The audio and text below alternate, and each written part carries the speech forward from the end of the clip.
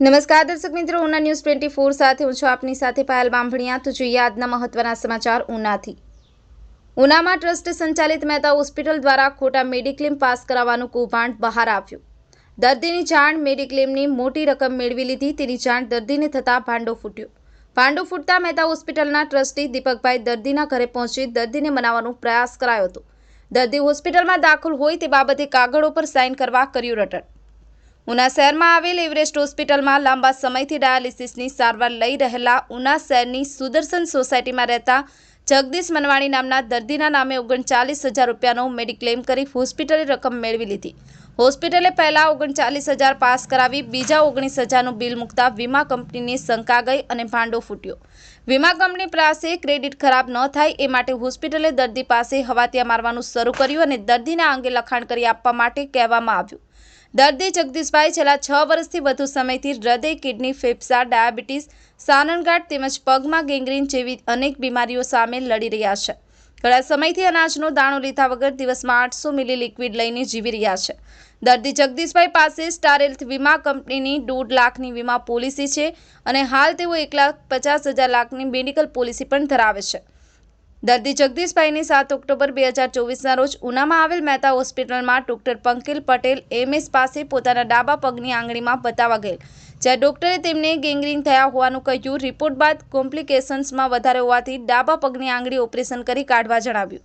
દર્દીના જણાવ્યા અનુસાર દર્દીના પગની એક આંગળીનું ઓપરેશન કરી દૂર કરી ડ્રેસિંગ કરી અને રજા આપી દેવાઈ હતી। થોડા દિવસ બાદ બીજી આંગળીમાં પણ બતાવવા જતાં તેનું પણ ઓપરેશન કરવાનું જણાવતા ઓપરેશન તારીખ 14 ઓક્ટોબર 2024ના રોજ બીજી પગની આંગળી પણ દૂર કરવામાં આવેલ, જેનું ઓપરેશન ચાર્જના ₹2500 થયાનું પણ લેટરપેડ પર લખી આપ્યું હતું।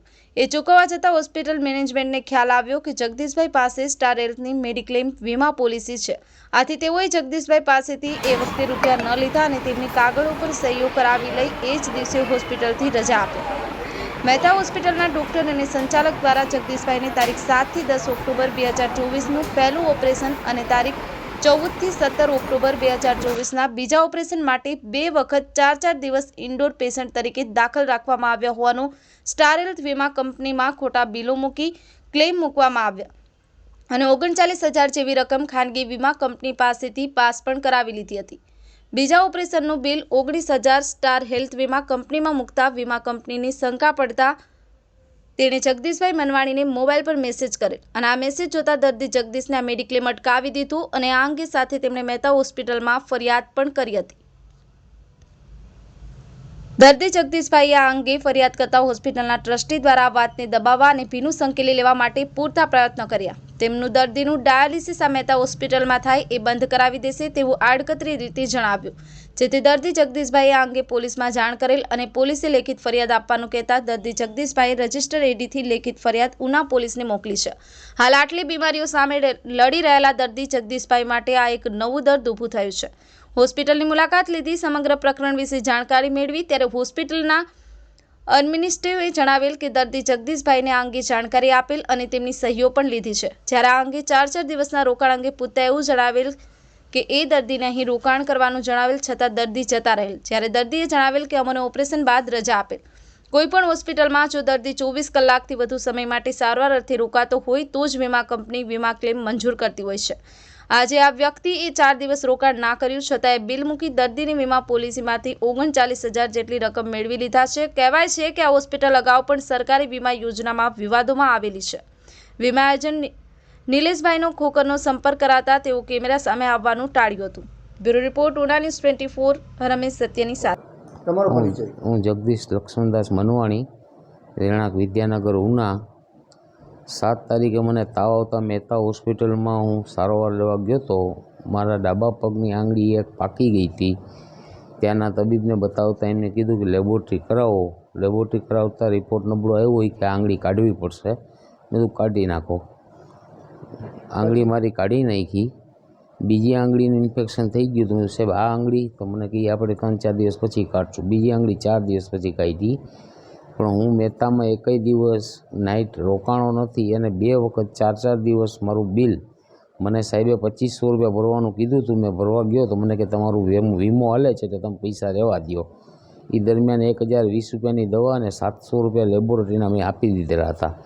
એ મને 4 દિવસ પછી પરત મળ્યા અને કંપનીમાંથી મને મેસેજ આવ્યો કે 39,000 રૂપિયાનું એક બિલ તમારું ક્લેમ મૂકેલો છે અને પાસ કર્યો છે અને બીજો 19,000 રૂપિયાનો ક્લેમ. એટલે મેં કંપનીને કીધું મારી જાણ બહાર તમે કઈ રીતે પાસ કરી શકો બિલ. મેં સ્થાનિક સંસ્થાને જાણ કરતાં એ લોકોએ કીધું ભાઈ મન મોટું રાખો, હવે અમે દાન ઉપર હાલીએ છીએ અને અમારી ભૂલ થઈ ગઈ. એ પછી એ લોકોએ મને કોઈ સંતોષકારક જવાબ ન આપ્યો અને દીપકભાઈ જે મેન ટ્રસ્ટી છે એ મારા ઘરે આવ્યા, 2.5-3 કલાક સુધી બેઠા. પણ એની એક જ આગ્રહ હતો કે ભાઈ તમે જે થઈ ગયું એ ભૂલી જાઓ અને તમે દાન સમજીને પૈસા જવા દો. મારો 1.5 લાખનો ક્લેમ સ્ટાર હેલ્થમાં હાલે છે. મને પૂછ્યા વગરનું દાન એ લોકોએ મારા લઈ લીધું છે, એ વ્યાજબી નથી અને આવું તો કંઈક લોકો આ થયેલું છે અને મને સંતોષકારક જવાબ મળતો નથી. હવે એ લોકો નાગાઈ ઉપર આવે છે. હું એકાત્રે ડાયાલિસિસ કરાવું છું, આ લોકો મારું ડાયાલિસિસ ગમે ત્યારે બંધ કરી દે તો મને તકલીફ થાય. આ લોકો મારી પાસે એક લખાણ માંગે છે કે ભાઈ હું દાખલ હતો અને મારી ભૂલ થઈ ગઈ એવું એક લખાણ માંગે છે. તો હું ક્યાંય ધારે હું દાખલ હતો નહીં, ત્યાં સીસીટીવી કેમેરા છે, તમે ચેક કરો. હું એકઈ દિવસ દાખલ હતો, એકઈ રાત રોકાણો છું.